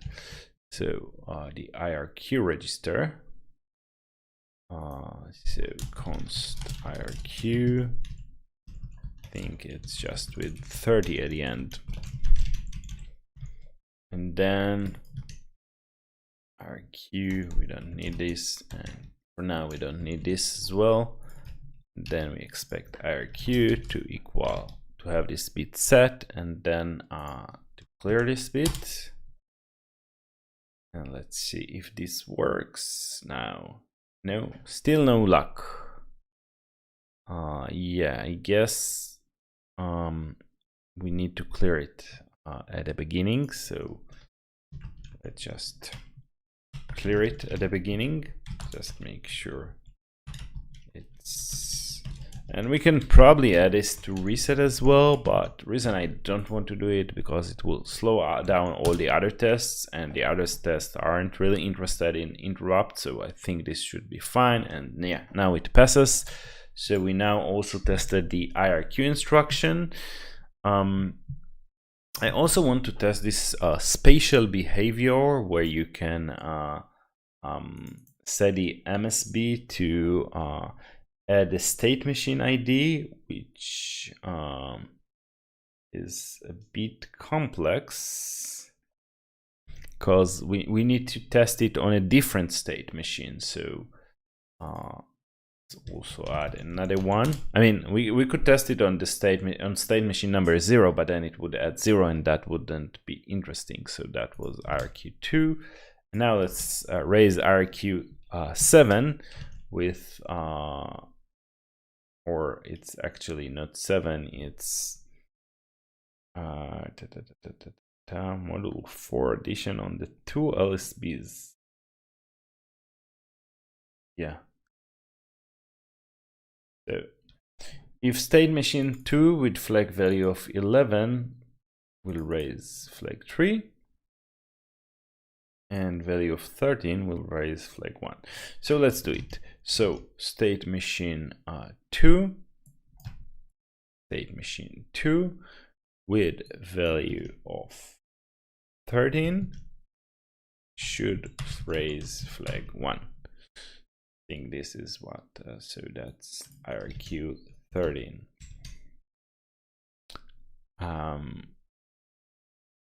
And that should change. So on state machine 2, let's define state machine 2 instruction. What's the address of this? 108. So let's try that. Yeah, we can remove this one, and it passed. Perfect. So yeah, we also executed it on state machine 2. Let's also try to execute it on state machine 0, just to make sure that we get the right behavior. So in this case, I think it should just raise interrupt number 3. 3, see that? We don't even need to clear the IRQ after. I mean, that should probably be enough to see that it set the correct bit. Yeah, okay, cool. So we also tested this spatial behavior, and now I think I'm pretty tired already, but before we sign off, let's just do some test, add some test for weight. While we are looking at it, let's also run all the tests again, just to gain a bit more confidence in our tests. How many do we have already, by the way? We have how many? 19 tests, not bad. Okay, so wait is waiting until some condition is met. Delay cycles begin, and then we can wait for IRQ or GPIO or pin. Okay, there are like only 3 options, and probably like jump pin, we can implement delay await GPIO or wait pin with the pull ups and the pull down, at least on the silicone. That should work. And with wait IRQ, if polarity is 1, if the flag the same IRQ. Okay. Should not. Okay, so the only question is, how do we know when the wait condition has ended? And I think for that we can actually do something like write a small program instead of like using those registers. We can just so let's try this. So by the way, it all passed, which is fun. Okay, so that will probably be our last test for today. Wait. And we are going to wait for IRQ, and let's wait for IRQ number. We can wait for any IRQ, right? Number 7. Okay, and then yeah, we are clearing IRQs, and then what we are going to try to do is, there is like this instructions. Yeah, instruction mem at 48. Where is 48? I mean, need to define this to 48. That's instruction mem 0. And then we can do something like setting writing PIO wait at address 0. So we are waiting for, how does that work? It gets polarity, which is, I think, also should be Boolean. So polarity then 1, otherwise 0, and PIO wait source IRQ and IRQ7, and then we are going to write for the next instruction just jump to the same instruction. So we always say stay at address 1 once the wait is over. That would be an easy way to make sure. So we are jumping PIO condition always and to address number 1. And let's also define this one. So that's probably 40C, right? 40C, yes. So and then after writing this, we want to enable the state machine. So we can do it by writing 1 to control, write 1 to control, and then we want to do this. First of all, we want to assert that the address. So if we read the address SM0 address is still 0, or maybe we can just add another instruction just to make sure that we actually get to the wait that it's actually running. So instruction 0 will just be PIO move, and we'll move from X to X. So basically do nothing, up, move PIO up, none, move SRC PIO SRCX, okay, and then instruction mem2 is probably 50, right? Doesn't say, but I guess it's 50. Let's just double check. We don't want to, to fail because of that. And remove those probably. We're not going to use them. We expect the address to equal 1, and then so this is actually starts state machine 0, and then after it has started, we are going to set this IRQ. So we are going to, I don't think we can set the IRQ directly, but we can use this SM instruction to set the IRQ. So we are going to set it to 7, right? Or let's set it to 5 first of all, and it should still be stuck. And then if we set it to 7, then we probably expect the address to change to 2 because we went past this wait instruction. Okay, a bit far-fetched, but let's see if this somehow works, and if not, let's try to figure out why. Yeah, it didn't work because the address wasn't 1. It actually went right into 2. Interesting. Why could that be?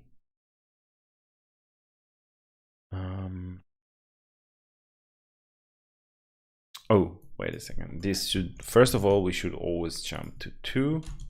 I don't think that's gonna change anything, but it would be interesting to see what happens now. It's actually the first time we are,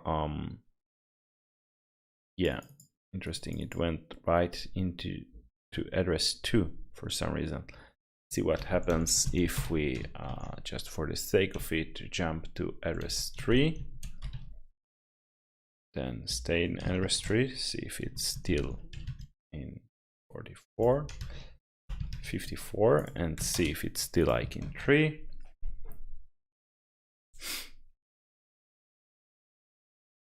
Okay, so now it goes to 3. So that's interesting. It doesn't stop in the wait for some reason, even though I think we cleared the IRQ, right? IRQ is right clear. we can, let's take a look at what way it says. Polarity, source, and index. Let's also just double check that the encoding is correct. So this is encoded as 2047, and that's weight IRQ7. Let's see how this compiles. Weight IRQ7. Ooh, wait a second. There is a bug in the encoding, isn't there? Let's see why. Wait. Maybe we SRC index. Yeah, let's see why. So delay is not interesting. Polarity, SRC, and index. So see how this is encoded. Weight 001, polarity, source is 10, so that's 2 for IRQ. Where is the SRC? No, not SRC. Weight SRC IRQ is 2, and weight SRC IRQ seems about right. So C7. Maybe it's with polarity, because 1 bit difference. But it was 247, right? Maybe polarity should be true. Yeah, interesting. So maybe polarity is true by default. Let's check what the datasheet says about polarity for IRQ. So 1 is weight for 1, 0 is weight for 0. Is cleared. Yeah, it's probably waiting for it to be 0, and it's 0. So I guess we should set polarity to true for this test to work. That makes sense in a way. Okay, and now let's see if it happens to work for some reason. Yeah, it passed. Great. So I think we can also add another assertion, just making sure it cleared this bit. So now we can expect IRQ only to have bit number 5, because we turned on set IRQ 5, set IRQ 7, and then weight should have cleared IRQ 5. Cool. So now, oh, it should have cleared IRQ 7. Cool. And let's add one more test with the invert polarity, just to see that it works where we. But by the way, this is the first time we are actually running a SAO program with multiple instructions. Not by executing them one by one, but just, you know, by dumping the program into the SAO memory and letting it run. So weight IRQ 7, and then how do we specify the polarity? Rel, what is polarity? 0 or 1? Yeah. 0, 1. So I guess if we say weight 0 IRQ 7, it will generate, yeah, a different polarity. So now let's do the opposite. So weight 0 IRQ 7. So now polarity is false. And before we start the machine, we set IRQ 7. And now we start a machine. Let's do it from state machine 0, not from state machine 2, even though it shouldn't really matter. And then we set RQ7, and then it should be stuck, and then we should clear RQ7 by, we can probably do it by writing to the IRQ register, write uint32 IRQ clearing bit 7, and then we expect it to move to address number 2 after clearing this bit. Okay, let's see if this works now. Just let's run this test instead of the, oh my god, yeah, it almost killed, stop the debugger, yeah, I almost killed my Visual Studio Code. Okay, let's run this and let's see what happens. It runs for too long. What happens? Yeah, it probably timed out. Why? Did I kill OpenOCD or something like that? Let's restart OpenOCD just to be on the safe side. See what happens now. Yeah, now it passes. Great. So it passes. That's great. So in this case, we set RQ7. We have this program that waits for this condition. We see that it's stuck in the wait. Then we clear the IRQ flag, clear IRQ7, just to make sure that, to make it clearer that this clears. And then we observe that the machine moved to the next instruction. All right, so one more final test. We had today 19. We have written 19 tests for this PIO, and why all of them are skipped? Do we have any onlys here or something? Yeah. Yeah, now they should not all be skipped. So we have 19 tests, and we are still missing like a lot of behaviors. So for instance, we need to test FIFO joining. So we are also missing some of the instructions. Let's do it like that. Instructions. So we need to test. We probably have other instructions that we are missing, but like some more, and also some behaviors. So we need to test FIFA joining, and there is this thing about shift direction. So we have seen like where is that register? The one that controls the shifts. I think here probably.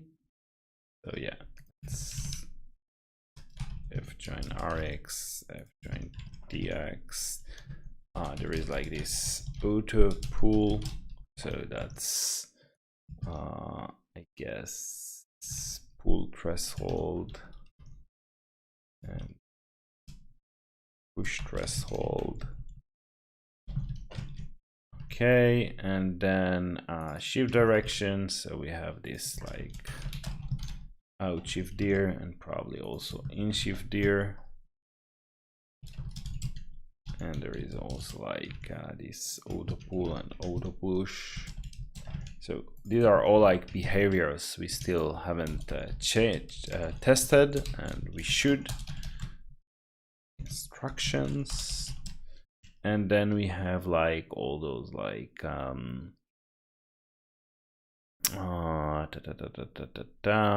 side pins. So side pins, side en, and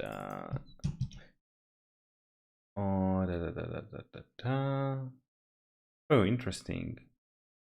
Oh no, it's just for an instruction, so not sure what this how this helps. Maybe this helps with testing. This can be helpful with testing wait if we write it to SM0 instr, but we already found another way to do it. So side pins, and what do we have as well? Jump in is like jump in. We already have this. Inline out enable. I'm not even sure what is that, so probably need to test this one as well. And then there is like delay and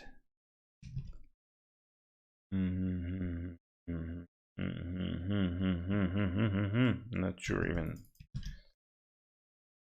Probably related to this inline out. Out sticky is also interesting. I think it means that if we, I'm not sure, if we set a pin to output and a different machine sets it differently, then we should our machine wins or something like that. Okay, this is an interesting behavior that is also used a lot, like wrapping. So there is like this so if PC gets to a specific address, then it goes if it gets to a rep top, it's reset to this value of rep bottom. And these are like all the status